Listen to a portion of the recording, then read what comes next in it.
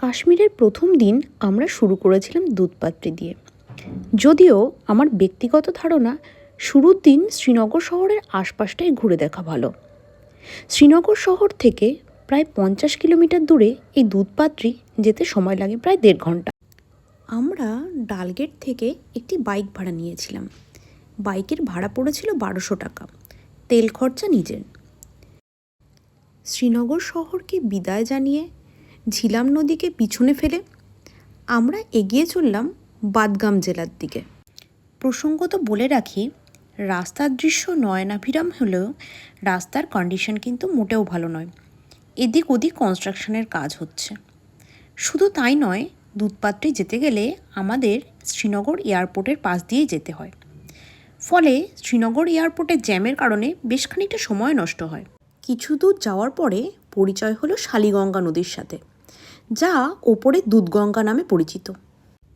সদ্য কাশ্মীর তার বরফের চাদর ছেড়ে সবুজ চাদরে নিজেকে আবৃত করার চেষ্টা করছে। গাছগুলোতে গজিয়েছে নতুন সবুজ কচি কচি পাতা। সবুজের যে কত রকম প্রকারভেদ হতে পারে তাই ভ্যালিগুলোকে না দেখলে বোঝা যায় না। রাস্তার দুই ধারের আখরোটের বন ক্রস করে ফরেস্ট চেকপোস্ট পেরিয়ে আমরা ঢুকলাম মেন দুধপাত্রির দিকে। রাস্তায় দুই ধারে উঁচু নিচু ছোট ছোট ঢালু ঢালু জমি ও তার মধ্যে বিক্ষিপ্ত পাইন গাছ। এ যেন ইউরোপের একটি গ্রামকেই মনে করিয়ে দেয়। চেকপোস্ট থেকে দুধগঙ্গা নদীর দূরত্ব প্রায় 5 কিলোমিটার। 5 কিলোমিটার রাস্তাটা পুরো এরকমই জমি এবং এর দুধারে বিক্রি হচ্ছে মকাই কি রুটি ও সরষে কি শাক।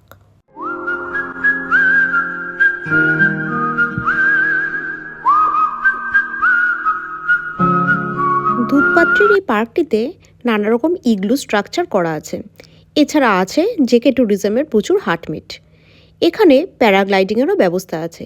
এছাড়া হর্স রাইডিং সবসময় চলছে। পার্ক পেরোবার পর এলো শ্বেত শুভ্র দুধগঙ্গা নদী। লোককথা অনুযায়ী কাশ্মীরি সুফি সাধক শেখ নূর উদ্দিন নুরানি এই উপত্যকায় ধ্যান করার সময় তৃষ্ণার্ত হয়ে জল খুঁজতে খুঁজতে তার লাঠি দিয়ে মাটিতে আঘাত করেন। ফলে মাটি থেকে খানিকটা দুধ বেরিয়ে আসে। কিন্তু তিনি বলেন তিনি তৃষ্ণা মেটাবার জন্য জল খুঁজছেন। তখন দুধ জলের স্রোতের মতন বইতে থাকে। তার ফলে তৈরি হয় এই দুধগঙ্গা নদী। হোটেল থেকে প্যাক করে দেওয়া লাঞ্চ নদীর ধারে বসে করে আমরা আবার চলে এলাম পার্কে।